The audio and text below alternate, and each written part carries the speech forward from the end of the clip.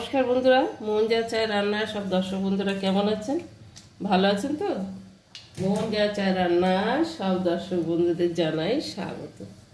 আজকে যে রান্নাটা করব আমি তার জন্য কড়াতে তেল বসিয়ে দিয়েছি আর শুকনো লঙ্কা ফোড়ন দিয়েছি।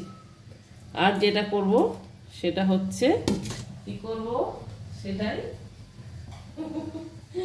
আর দেব ওর মধ্যে পেঁয়াজ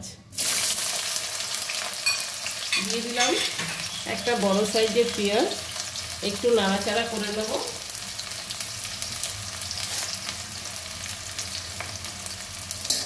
করে নিয়ে এবার যেটা দেব সেটা হচ্ছে ফেলে দেওয়া একটি জিনিস, সেটা কি লাউয়ের খোলা। লাউয়ের খোলা ভাজা করব পেঁয়াজ দিয়ে, যেটা খেতে খুব সুস্বাদু হয়।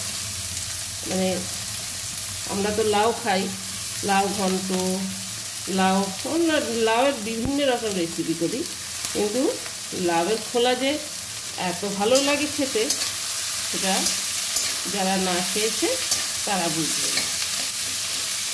তো বন্ধুরা, এই রান্নাটা সবাই করে থাকেন বাড়িতে, তো আমি আজকে করলাম, সেটাই ভাবলাম যে আমার বন্ধুদের সঙ্গে শেয়ার করি।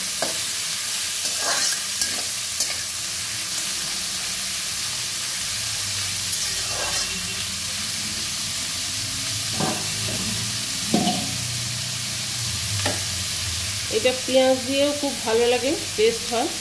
আর একটু মানে নিরামিষ হলে সামান্য কালো জিরে দিয়ে ভাজা ভাজা করলে ওটাও খেতে খুব ভালো হয়। আর যেহেতু আমিষ করছি, পেঁয়াজ দিয়ে খুব ভালো লাগে। দিয়ে দেবো সামান্য কাঁচা লঙ্কা কুচি, দুটো কাঁচা লঙ্কা কুচি দিই।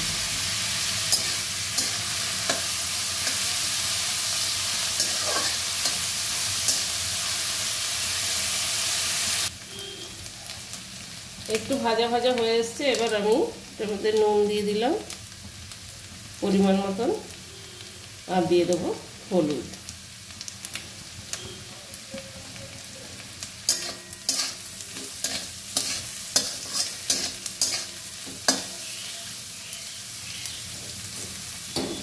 সিদ্ধ হয়ে গেছে। তো বন্ধুরা, হয়ে গেছে আমার লাউয়ের খোলা ভাজা। দেখুন, এরকম ঝিরিঝিরি আলু ভাজার মতন করে কেটে নেবেন। সবাই কাটতে জানেন, তবু যারা জানেন না তাদের আমি বলে দিচ্ছি।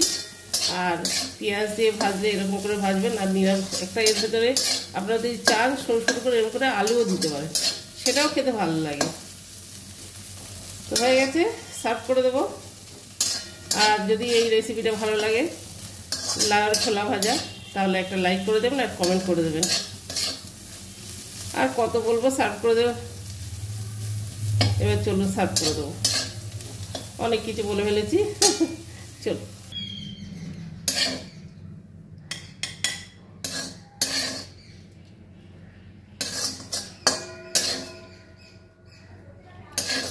তো বন্ধুরা, সার্ভ করে দিলাম। আপনারা সবাই ভালো থাকুন, সুস্থ থাকুন, আর এইভাবে আপনারাও রেসিপি বানান। আর যেরকম আমি শেয়ার করলাম, আপনারাও আমার সঙ্গে শেয়ার করুন। তো মন যা চায় দর্শক বন্ধুরা সবাই আমার সুস্থ থাকুন, ভালো থাকুন। বাই, টাটা, দেখা হবে নেক্সট ভিডিওয়ে।